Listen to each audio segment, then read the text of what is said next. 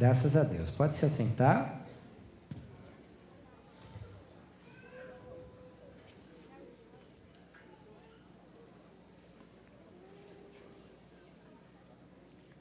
Curva a tua cabeça, fecha os teus olhos.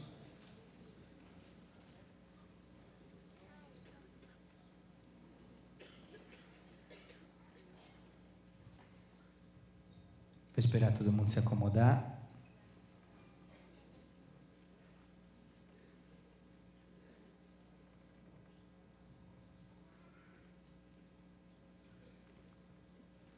Enquanto as pessoas estão se acomodando, vai ligando teu coração ao trono do Pai. Porque Ele é digno da tua reverência, de nosso temor e tremor. Ele é digno de toda honra, de todo respeito. Ele é Deus, está nos céus. Nós somos homens, estamos na terra.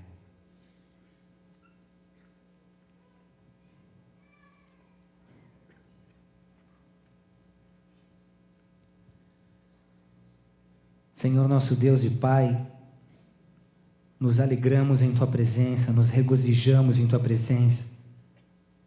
Tua presença é para nós o pão, é para nós oxigênio.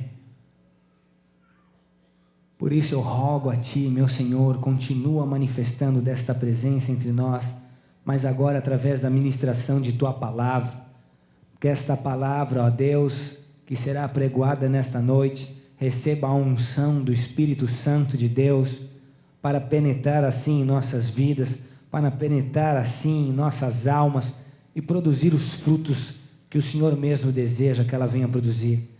Eu me submeto mais uma vez a Ti, ao Teu Espírito Santo, e te peço, Pai, toma-me como instrumento Teu, cerca-nos ainda, ó Deus, com uma coluna de fogo do Teu Espírito Santo, e venha eliminar tudo aquilo que nos é contrário, Pai, mas que neste lugar nós venhamos a ser edificados, abençoados, transformados, ó Deus, que a Tua palavra venha de encontro às nossas vidas, que haja salvação, que haja cura, que haja libertação, ó Deus, que haja liberação, tudo para a glória e honra do Teu santo nome, em nome de Jesus, amém e amém.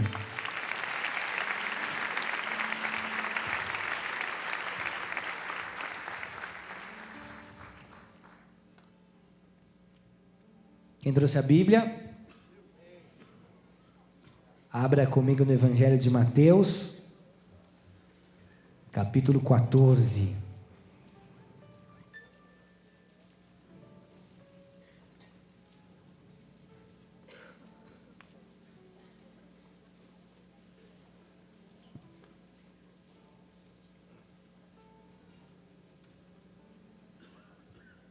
Verso 22.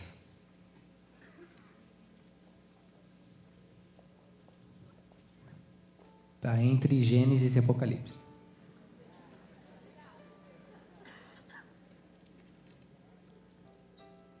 Mateus capítulo 14, verso 22.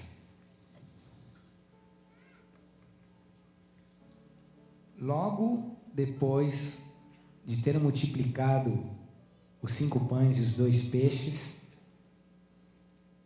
acontece algo aqui. E assim diz o texto. Logo a seguir, compeliu Jesus os discípulos a embarcar e passar adiante dele para o outro lado. Enquanto ele despedia as multidões, e despedidas as multidões, subiu ao monte, a fim de orar sozinho.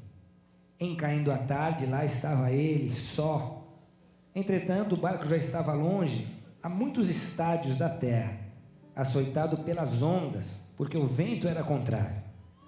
Na 4ª vigília da noite, foi Jesus ter com eles, andando por sobre o mar. E os discípulos, ao verem-no andando sobre as águas, ficaram aterrados e exclamaram: é um fantasma! E tomados de medo, gritaram. Mas Jesus imediatamente lhes disse: tende bom ânimo, sou eu, não temais. Até aí, amém? Como disse, Jesus havia acabado de operar um milagre maravilhoso. Nos 3 anos que Jesus esteve no seu ministério terreno sobre a face da terra, ele fez grandes demonstrações de poder. A algumas delas os discípulos já estavam acostumados. Eram curas físicas, eram cegos que passavam a enxergar, eram mudos que passavam a ouvir, eram mudos que passavam a falar, eram surdos que passavam a ouvir, eram paralíticos que andavam. O ministério de Jesus fluía nesse sentido, mas ele também tinha o dom das maravilhas. E os discípulos aqui há pouco haviam sido surpreendidos por Jesus.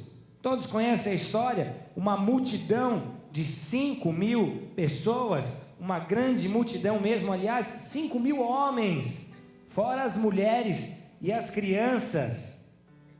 Aí, esses discípulos tentam despedir o povo, porque eles iam começar a passar fome, e Jesus fala: não, nós vamos demonstrar o poder que há sobre a minha vida, que há em meu nome, que há no nome do meu Pai. E ele multiplica esses pães, esses peixes, sobra pão e peixe, todo mundo se alimenta, e com certeza, aquela geração, as pessoas ali presentes e todas as outras que ouviriam essa história, foram marcadas por Jesus. Os discípulos viviam um momento de êxtase, de alegria extrema. E aí Jesus vira para os mesmos e diz: entrem nesse barco e atravessem para um outro lado. E essa situação toda estava acontecendo no Mar da Galileia. Nós tivemos um grande privilégio de conhecer pessoalmente este mar. Nós, aqueles que foram a nossa peregrinação para Israel, e eu vou dizer a vocês que foi um dos pontos mais especiais, mais maravilhosos dessa peregrinação. O Mar da Galileia, na verdade, não é um mar, é um grande lago. Ele tem 20 quilômetros de comprimento, de extensão, e em alguns lugares 12 quilômetros até de largura. É um grande lago, tem muita água ali. No passado, tudo que tinha muita água, toda aglomeração de água, os hebreus chamavam de mar. Esse Mar da Galileia recebe águas do Rio Jordão, e de uma parte do Rio Jordão que alguns de nós fizemos rafting, descemos de caiaque, tem algumas corredeiras, as águas são bastante agitadas. Nós tivemos a chance de entrar num barco grande, as 140 pessoas que estavam nessa viagem conseguiram se acomodar tranquilamente, e atravessamos esse mar, demos uma volta pelo Mar da Galileia, estando no mesmo lugar que Jesus esteve e passou grande parte de sua vida e ministério. Para mim, um marco também em minha vida e ministério, porque eu pude pregar no Mar da Galileia. Diz assim pro seu vizinho: você ainda chega lá? Preguei no Mar da Galileia, no mesmo lugar que Jesus pregou, que aconteceu, por exemplo, isso que acabamos de ler. Esses homens de Deus entram no barco, e ali, você, estando na época em que nós tivemos verão, o mar parece um espelho. É muito difícil acreditar que ele pode estar revolto, ou que pode haver uma ressaca ali. Só que os próprios guias nos explicaram que há dias, sim, que um vento especial entra, na verdade é o vento sul, que eu fui buscar, e quando ele bate de encontro, o vento sul-sudeste bate de encontro com as águas do Jordão, que vêm mais fortes quando há muita chuva, esse mar fica sim bastante agitado, tendo a possibilidade até de formar algumas ondas, não grandes, mas algumas ondas que deixariam um barquinho de pescadores no perrengue, com esses pescadores bastante assustados. Só que até então os discípulos não sabiam de nada. Jesus os embarca e envia esses discípulos. Ele deu uma ordem: entrem no barco e atravessem para o outro lado. Diga comigo, Jesus os enviou. E os discípulos vão, felizes da vida. Vocês precisam pegar esse time, de quando tem que repetir e quando não. Eles entram no barco, felizes da vida. Música para a entrada no barco.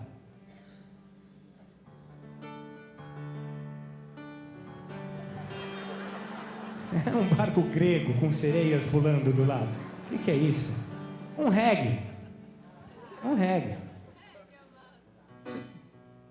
E Pedro com cabelão desse tamanho, barbudão. Sua sunga jiu-jitsu. Eles estavam cantando Luz do Mundo e Sal da Terra. Luz do mundo, sal da terra. E Pedro lá, vamos lá, galera. E os discípulos faziam um aô. Luz do mundo, sal da terra. Ó o André dança. E não desista da guerra. Já me liguei. Um novo dia pra guerrear, guerrear. Todos felizes.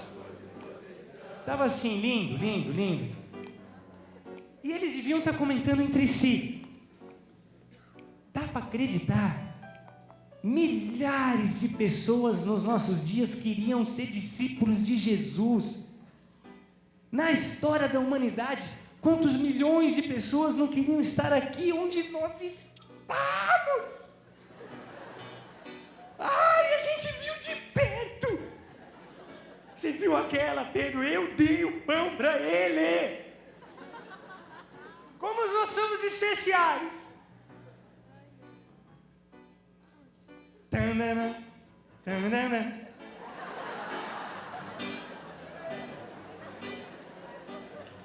Comentando os milagres. E aquela hora então, hein? Você viu a cara daquele fariseu? Ele é o Filho de Deus mesmo. De repente, de madrugada, mais ou menos às 3 horas da manhã, esse vento sul começa a soprar. Isso é um Katrina, não é um vento. Quer matar os discípulos? Fala logo. Um vento sul começa a soprar.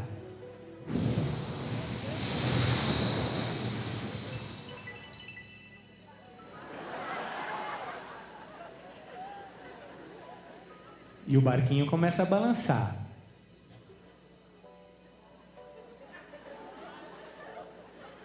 Uou! Até certo ponto eles estavam acostumados. Mas o mar começa a ficar mais agitado e o barquinho começa a balançar.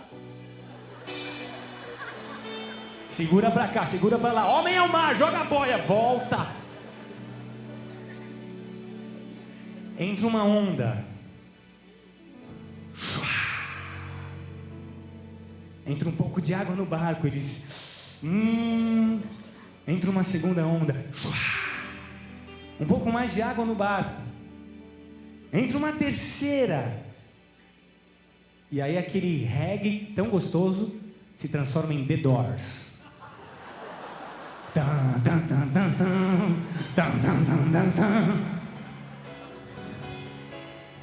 The Storm. Não, Pedro, não caia do barco.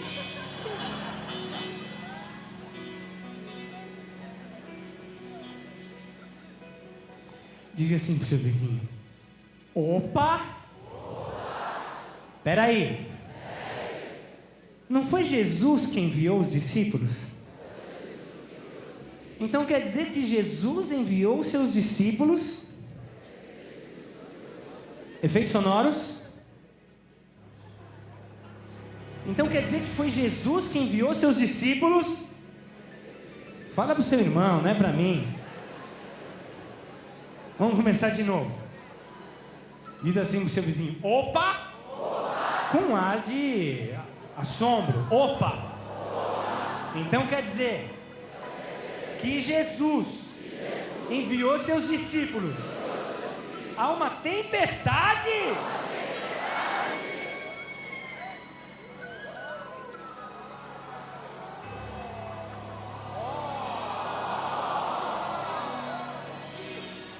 Jesus?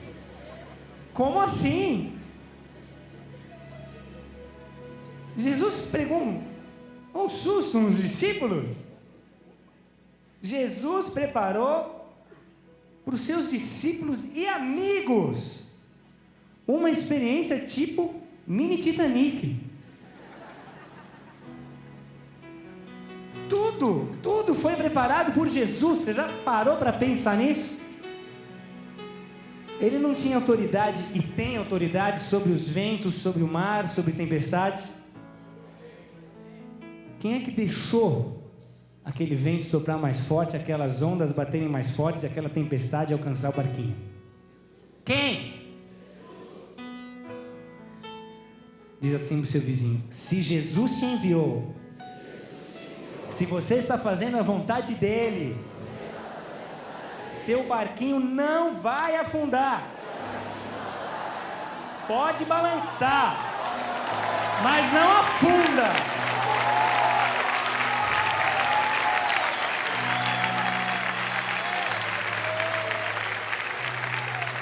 Mesmo que você seja marinheiro de primeira viagem. Aleluia. E não é que isso continua acontecendo? Jesus te envia. Você se sente especial. Você se sente amado, querido. Ele te deu uma ordem. Você recebeu uma chamada. Ele falou com você, é incontestável. Mas aí, você sai feliz, as águas estão calmas, e de repente,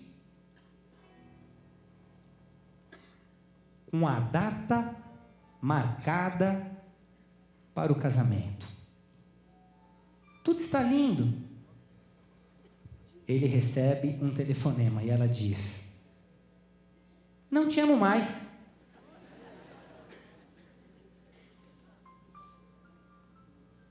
Ele acha que vai ser promovido. E ele diz: chegou a minha vez. Dá testemunho antecipado. No domingo ele já vem pela fé e fala: igreja de amanhã. Chegou a minha vez.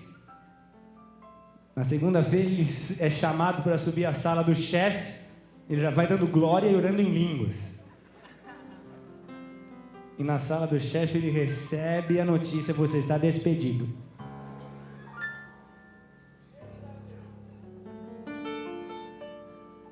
Quando parecia que ia dar tudo certo, dá tudo errado. Você já estava cantando vitória, agora eu dou testemunho. Chegou a minha vez. E aí a casa cai. Tudo está calmo, está tranquilo. Até que chega uma notícia, um fato, uma conversa, e aquela brisa maravilhosa se transforma em tempestade.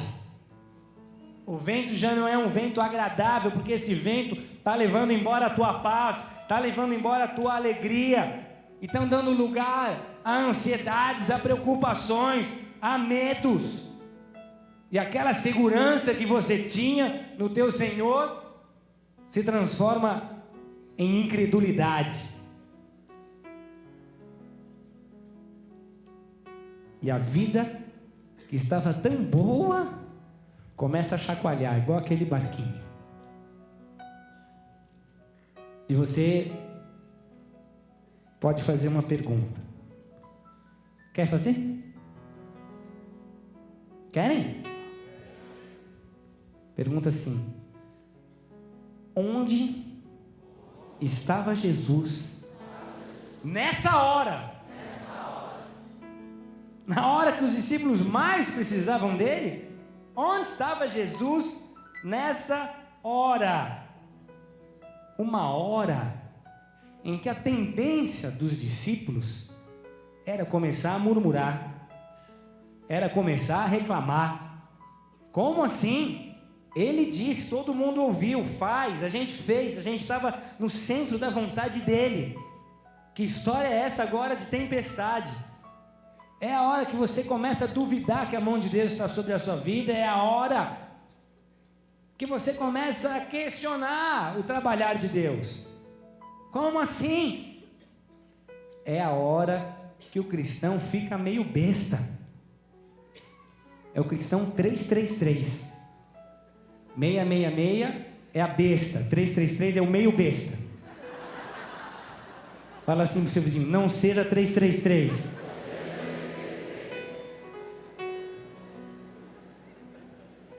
Onde estava Jesus?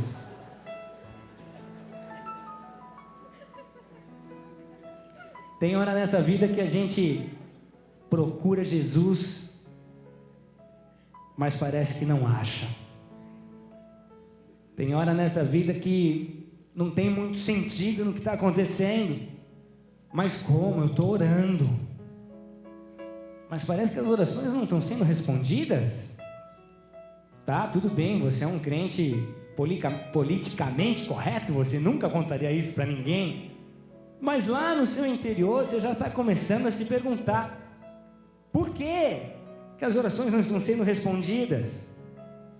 E aí vem aquela sensação de que Deus não te escuta, porque vem um dar um testemunho glorioso, vem outro dar um testemunho espetacular, vem outro dar um testemunho fantástico. E você? Nada parece acontecer, e se você olha de forma natural, você não enxerga as possibilidades de melhora. Onde está Jesus nessa hora? Diz a Bíblia, verso 23, que Jesus subiu ao monte a fim de orar.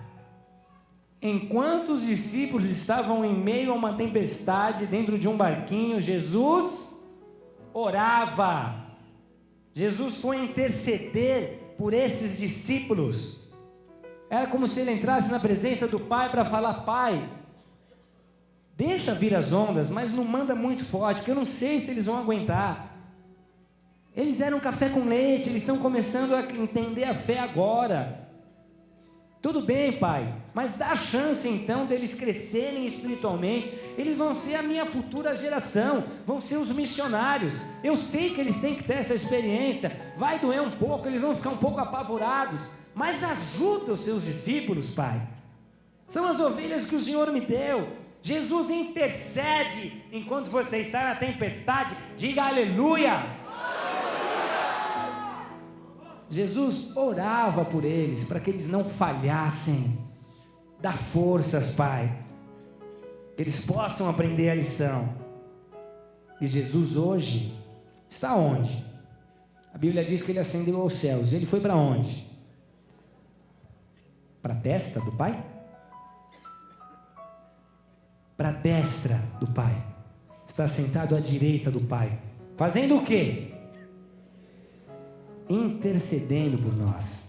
Ele é o nosso advogado, ele advoga as nossas causas. Ele está advogando a tua também, mesmo que não pareça, mesmo que você não esteja entendendo, mesmo que você não esteja enxergando.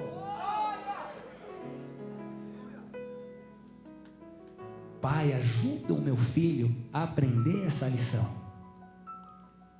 Diz assim para o seu vizinho: ei, ele falou lição? Pergunta assim para ele: que tipo de lição alguém pode aprender com uma tempestade?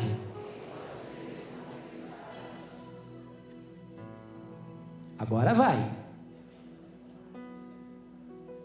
Deus tem propósitos? Sim? Ou às vezes ele se distrai? Não? Dá uma cochilada? Não? Estava assistindo a sessão da tarde e esqueceu de você. Nada em Cristo é sem propósito na sua vida. Quando a sua vida está nas mãos de Deus, quando Jesus é o teu Senhor, nada, nenhum amanhecer é sem propósito, nenhuma luta, nenhuma dificuldade, nenhuma perseguição é sem propósito.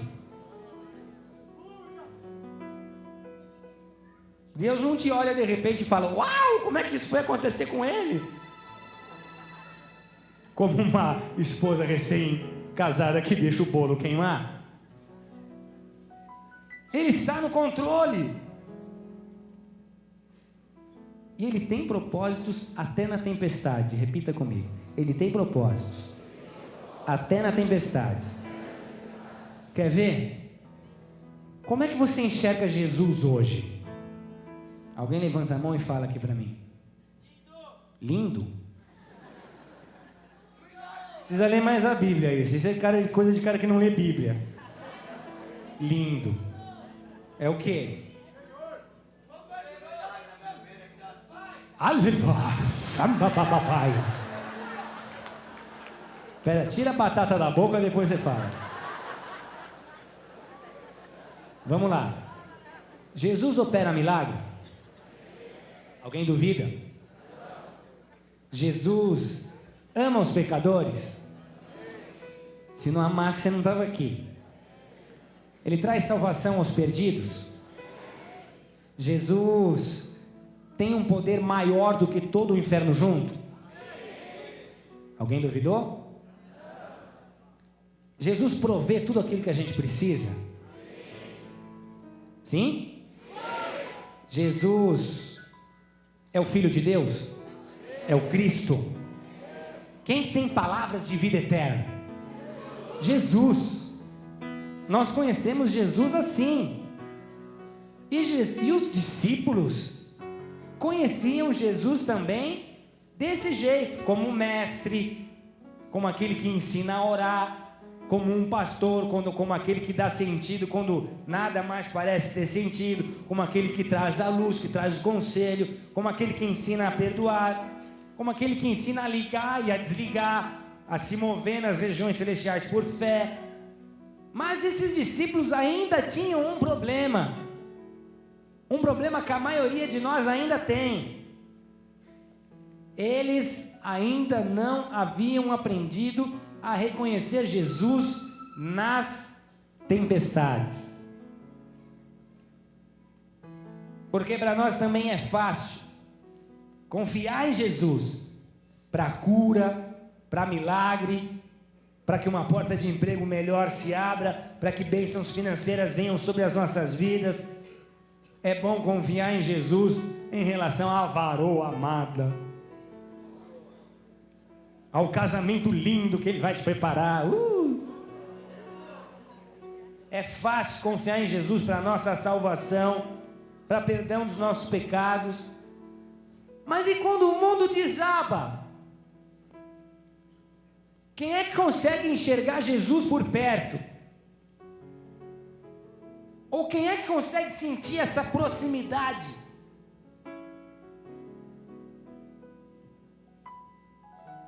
Nós não conseguimos acreditar que as tempestades nos ensinam a confiar mais em Deus. Talvez um pouco na teoria, talvez um pouco quando é para você falar para um próximo, mas quando a tempestade está em cima do teu barco,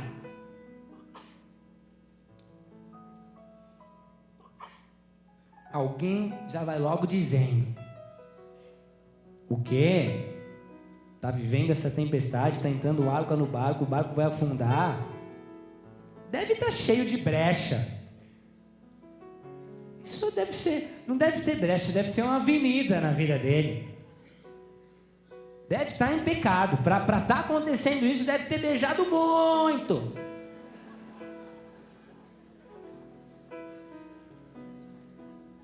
Isso não vem de Deus, não pode ser. Isso é coisa do diabo. Onde que eu errei? Como é que o diabo foi me pegar desse jeito? Talvez Pedro tenha dito: Jesus está nos retalhando. O diabo, já sei. O diabo está nos retalhando porque a gente estava lá fazendo a obra. Isso é retaliação. Só que é aí que os propósitos de Deus começam a se manifestar na sua vida. Por que tudo isso está acontecendo? Talvez eles começaram a se perguntar: será que vai ser uma história de Jonas versão Novo Testamento? Quem aqui nesse barco está em pecado? Pedro, foi você. Não, João, foi você. Eu estava de olho, você olhou para aquela irmã.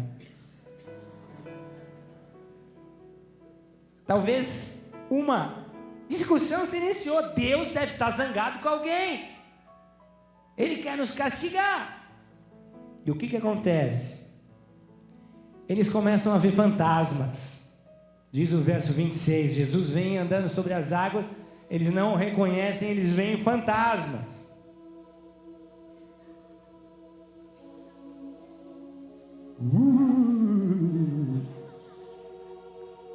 E é isso que acontece quando nós erramos, quando nós pecamos. É isso que acontece quando nós perdemos a nossa confiança em Deus. É isso que acontece quando nós desistimos de simplesmente crer em Deus, em suas promessas. Entra um medo, entra um espírito de medo, e você começa a ter a tua visão distorcida. Você começa a ver demônio em tudo. Quem tem medo de demônio aqui? Quem não tem, levanta a mão. Eu vi umas mãozinhas assim.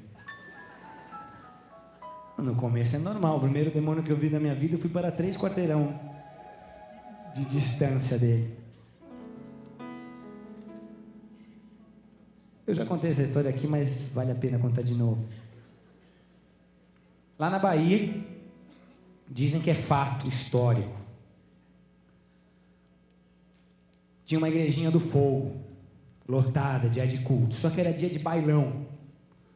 E um bailão à fantasia. E o vizinho resolve se fantasiar do quê? Adivinha? De capiroto. Botou chifrinho, botou rabão, se pintou de vermelho, sunga preta e um garfo. Ainda fez aquele bigodinho que dá uma voltinha. E o cavanhaque. Ele sai pro bailão, começa a chover. Começa a chover. O que ele faz? Em frente à igreja tinha um toldinho, ele corre para baixo do toldo e fica ali.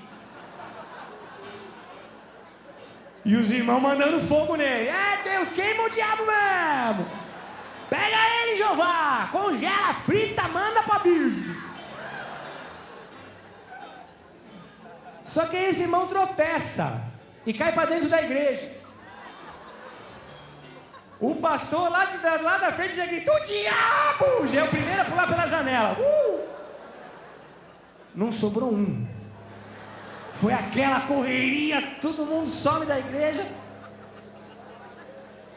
Só ficou uma senhora, porque estava com uns problemas na perna que não dava para correr. Aí o camarada se assustou, foi entrando na igreja, garfo na mão, parou do lado da velhinha e ela falou assim para ele: oi, seu diabo, eu não tenho nada contra o senhor não, viu? São eles aí que mandam fogo no você. Até que simpatiza um pouco.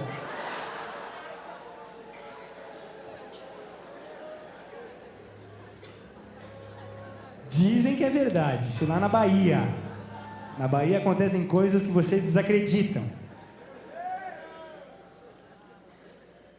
É um fantasma no barco.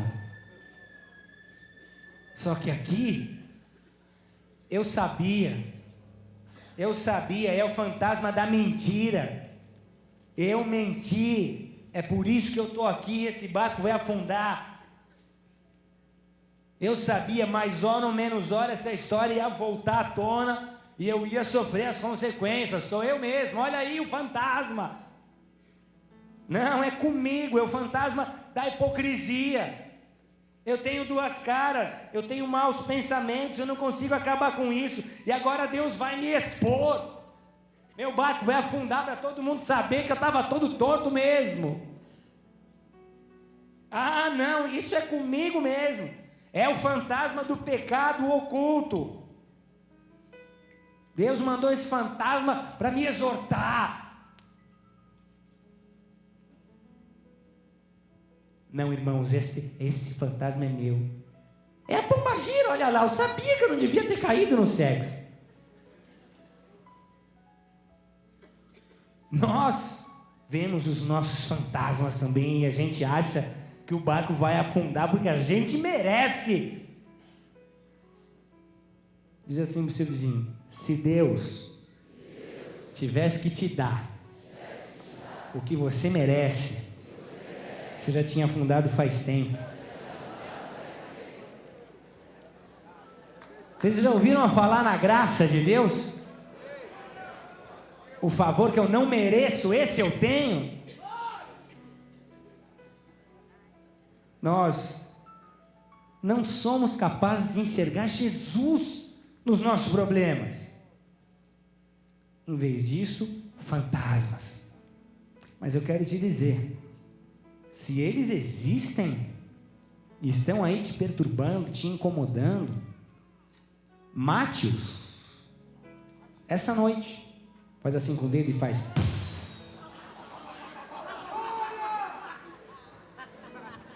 Mate os seus fantasmas. Como? Se arrependendo.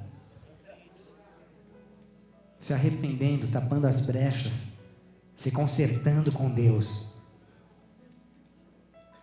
Mas a verdadeira lição de Jesus para os seus discípulos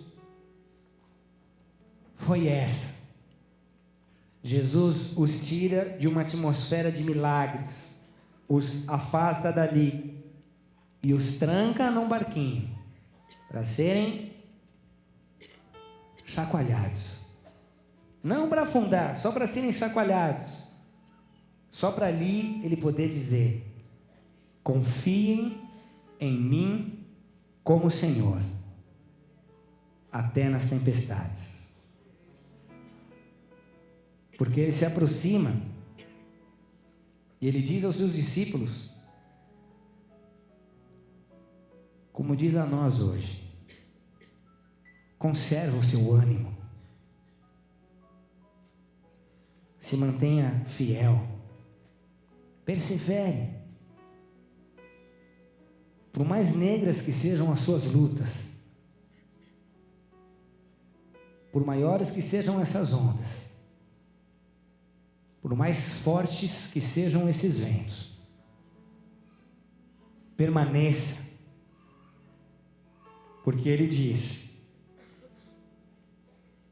tem de bom ânimo, sou eu, não temais. Cura a tua cabeça e fecha teus olhos.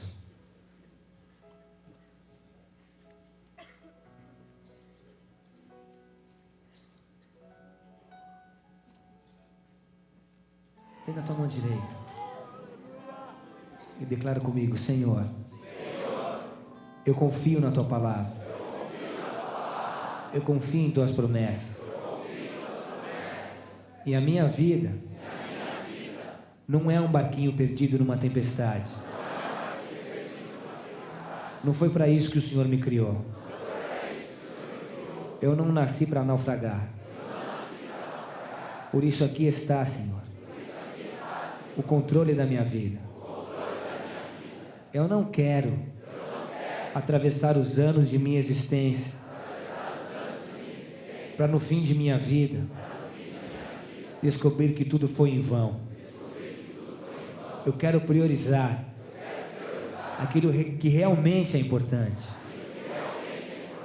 Por isso eu declaro, Jesus, por pior que seja essa tempestade, por maiores que sejam as ondas, por mais forte que seja o vento,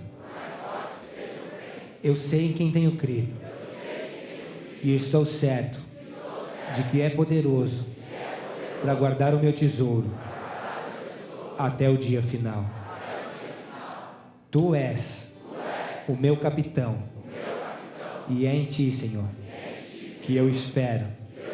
Por isso me ajuda a Te reconhecer, gente, Senhor Jesus, no revés, na adversidade, na dificuldade, na má notícia.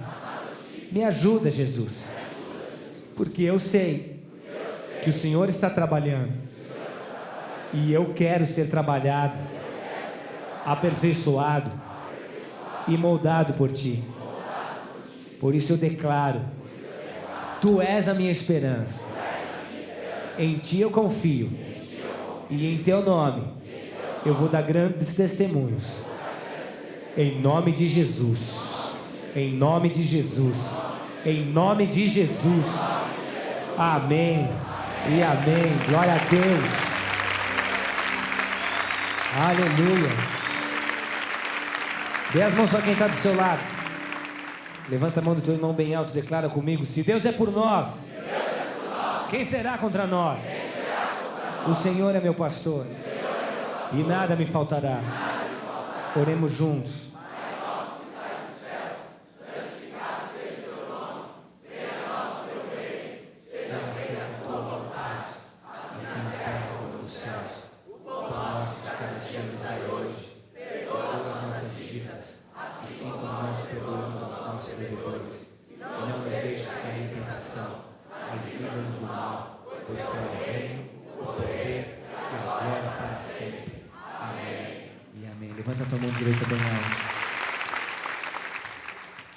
Que o amor de Deus Pai, a graça de Cristo Jesus, a unção, a comunhão e a consolação do Espírito Santo da promessa esteja sobre cada um de vós de agora para todo sempre, até que Ele venha. Como servo e sacerdote do Deus vivo, eu te abençoo e profetizo sobre tua vida: Jesus está no barco e o vento vai cessar. Permanece, persevere e a tua vida vai contar a história. Que o Senhor te abençoe e te guarde em nome de Jesus Cristo. Vá na paz do Senhor, debaixo da bênção de Deus, por uma semana de vitória. Dá um abraço na pessoa que está do seu lado e diz: eu te amo em Jesus. Glória a Deus pela tua vida.